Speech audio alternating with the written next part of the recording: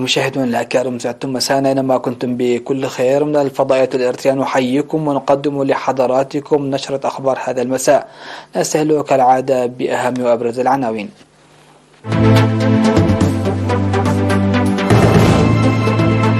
تقييم نتائج امتحانات الشهادة المتوسطة في إقليم شمال البحر الأحمر. سمينار في القانون ومكافحة الجريمة في الإقليم الأوسط.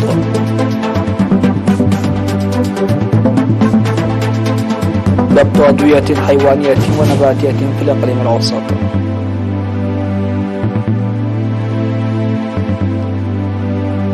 إسرائيل تعلن مسؤوليتها عن هجوم جوي استهدف الحدود السورية العراقية. إنشاء وحدة قوات فضائية في كوريا الجنوبية لمواجهة تهديد جارتها الشمالية. إضراب تاريخي يشل القطاع الصحي في بريطانيا للمطالبة برفع الأجور. أهلا بكم إلى تفاصيل نشرة.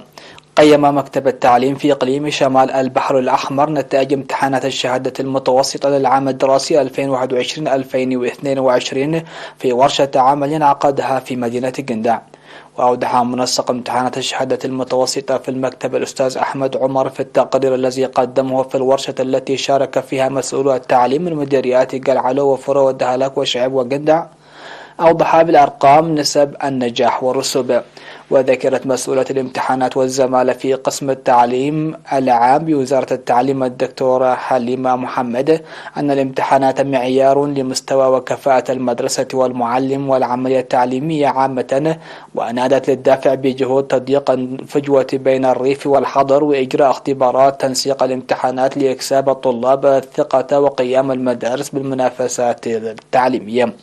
ودعا مسؤول التعليم في إقليم شمال البحر الأحمر الأستاذ رشيد محمد عثمان دعا للقيام بمتابعة فعالة لاستخدام الوقت في المذاكرة من أجل تحسين نتائج الطلاب لتقوية التنسيق بين المعلم وأولياء الأمور والطلاب. وقدم مسؤول وحدة امتحانات الشهادة المتوسطة الأستاذ هبتي أسفها ورقة عمل في الورشة لتقوية العملية التعليمية. ودعا المشاركون على العمل للتعرف على الطلاب المحتاجين للمساعدة التعليمية وتوظيف معلمين ذوي الخبرات في الصف الثامن.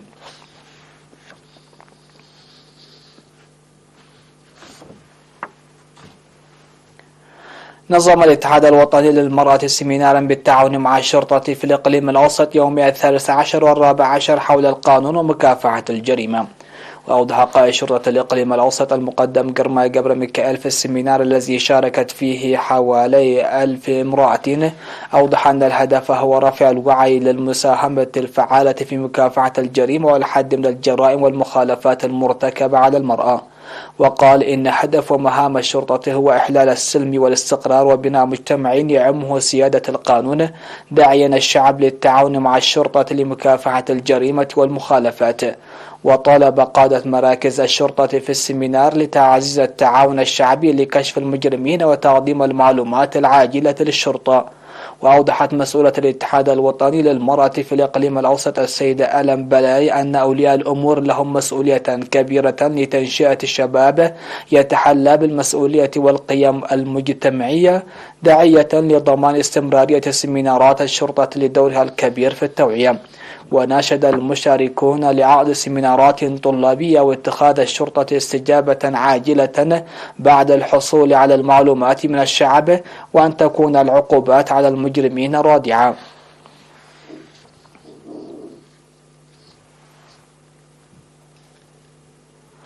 أعلن الاتحاد الوطني للشباب والطلبة في إقليم عنسبة في اجتماع عقده يومي 10 و11 من ديسمبر في علا برعد، أعلن عن تنفيذ أعمال مشجعة لتنظيم وتوعية الشباب ورفع قدراتهم.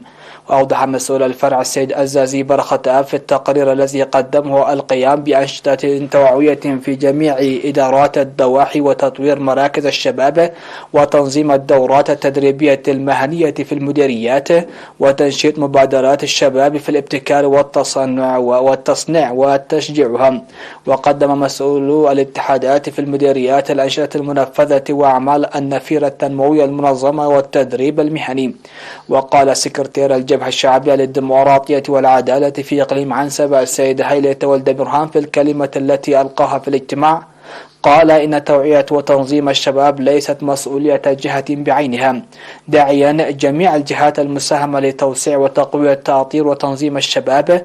وقدم حاكم إقليم عنسبة السفير عبد الله موسى في ختام الاجتماع توضيحا للمشاركين في الاجتماع حول أوضاع البلاد وبرامج التنمية وأولويات الإقليم، وقال إن تاريخ إريتريا هو تاريخ الشباب، لذلك يتوجب العمل بقوة لرفع مشاركة الشباب في القضايا الوطنية ومساهمتهم في المجتمع.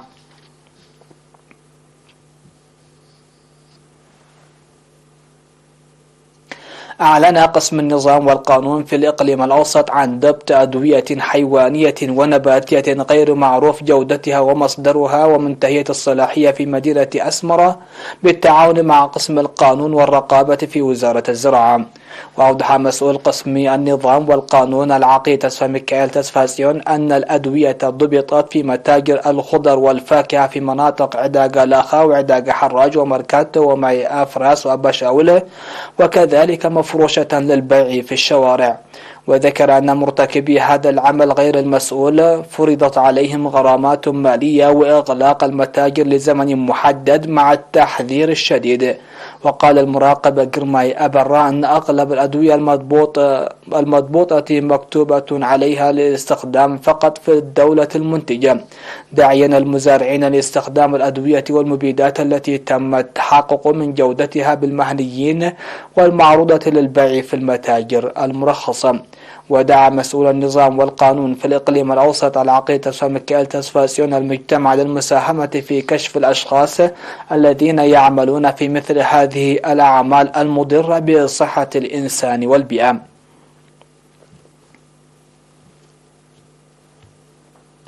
أفاد مكتب وزارة الصحة في إقليم جنوب البحر الأحمر في مناسبة تدشين إصحاح بيئة مديرية أرعة عامة وضاحية طيع خاصة بأن برامج النظافة تسير جيدا في الإقليم.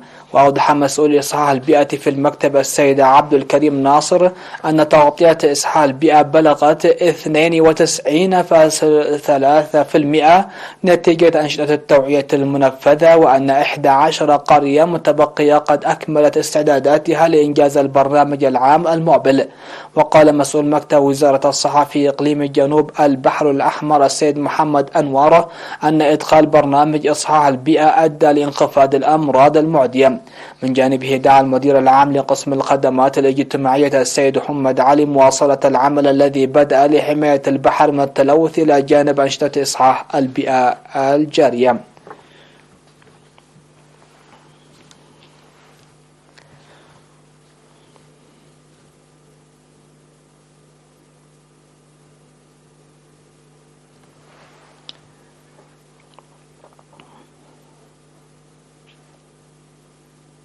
مشاهدينا فاصل ومن ثم نعود لمتابعة الأنباء على الصعيد العالمي.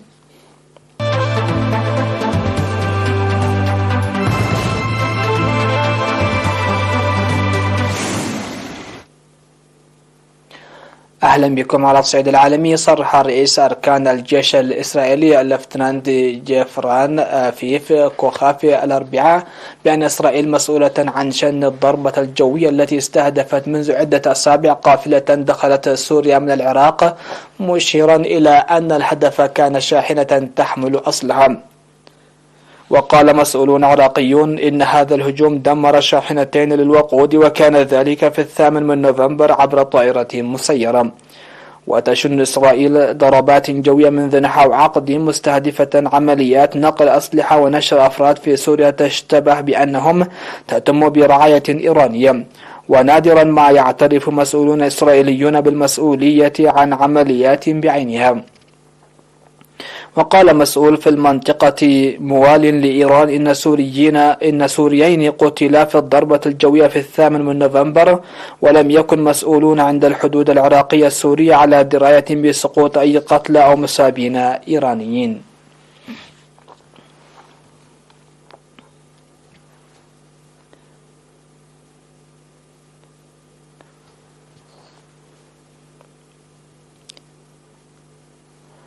كشفت القوات الأمريكية الأربعاء عن وحدة قوات فضائية جديدة تم إنشاؤها في كوريا الجنوبية، ويأتي ذلك في إطار تعاون مشترك بين البلدين لردع التهديدات المتواصلة لكوريا الشمالية. وكان الجنرال بول لاكاميرا قائد القوات الأمريكية قد استضاف مراسم التدشين في قاعدة أوسان الجوية في مدينة بيونغ تايك بكوريا الجنوبية، حيث تم افتتاح الوحدة الجديدة التي سيقودها اللفتنانت كولونيل جوشوا موكوليون.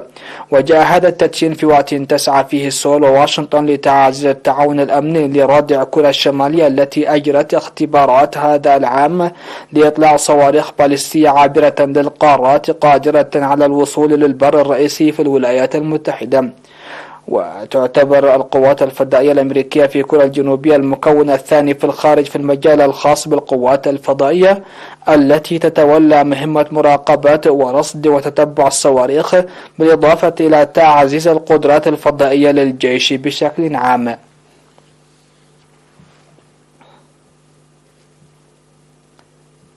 نفذ عشرات الآلاف من العاملين في القطاع الصحي في المملكة المتحدة إضرابا عن العمل وصف بأنه تاريخي وغير مسبوق. وبدأ الآلاف من العاملين في القطاع الصحي خاصة التمريض إضرابا يستمر يومين مطالبين برفع أجورهم ودعم القطاع الذي بات يعاني من الضغط عليه نظرا لوجود نحو 47 ألف وظيفة فيه شاغرة. ووصف الإضراب بأنه الأكبر في تاريخ النظام الصحي الحكومي في بريطانيا، حيث يشارك فيه نحو 100 ألف من الممرضات والممرضون من جميع أنحاء المملكة المتحدة. وطالبت النقابة لمواجهة التخفيضات التي عانى منها قطاع التمريض في السنوات الأخيرة بزيادة في الأجور لهذا العام تبلغ 5% فوق مستوى التضخم، إلا أن الحكومة عرضت مبلغا يصل فقط إلى 4% فوق مستوى التضخم.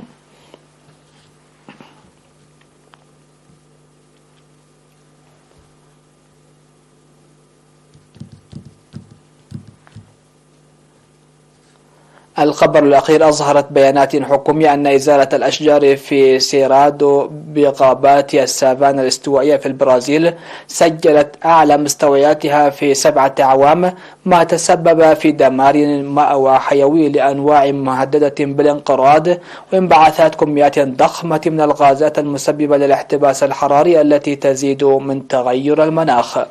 وأفاد بيان للمعهد الوطني لأبحاث الفضاء بالبرازيل أن دمار المساحات الخضراء المحلية زاد بنسبة 25% إلى 10,689 كيلومترا مربعا خلال 12 شهرا حتى يوليو تموز مقارنة مع الفترة السابقة، وتلك المساحة تزيد على مساحة لبنان.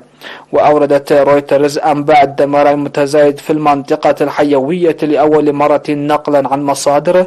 وتجري إحصاءات إزالة الغابات الرسمية في البرازيل من أغسطس حتى يوليو لتقليل السحب التي تحجب الدمار.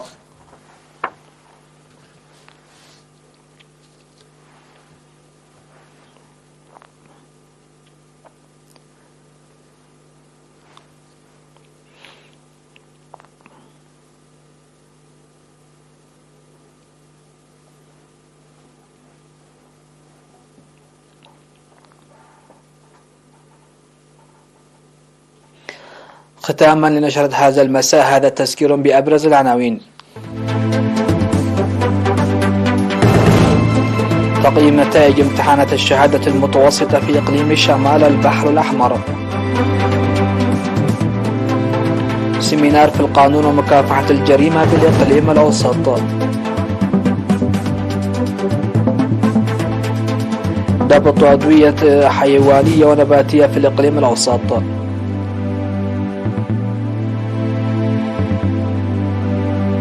إسرائيل تعلن مسؤوليتها عن هجوم جوي استهدف الحدود السورية العراقية. إنشاء وحدة قوات فضائية في كوريا الجنوبية لمواجهة تهديد جارتها الشمالية. وإضراب تاريخي يشل القطاع الصحي في بريطانيا للمطالبة برفع الأجور. هكذا سادة السيدات نكون قد وصلنا وإياكم إلى نهاية نشرة هذا المساء. شكرا لحسن الاستماع والمتابعة ودمتم في أمان الله.